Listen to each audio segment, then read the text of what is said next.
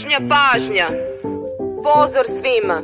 Klub Oldtimer Montenegro 17.9.2023. godine organizuje 16. međunarodnu izložbu oldtimera u Nikšiću.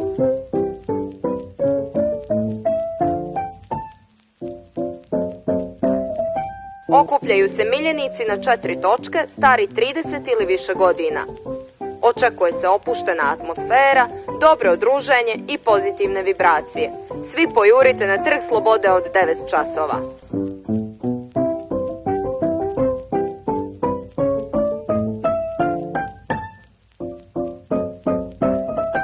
Ponavljam, okupljanje počinje u 9 časova 17.9.2023. na Trgu Slobode u Nikšiću.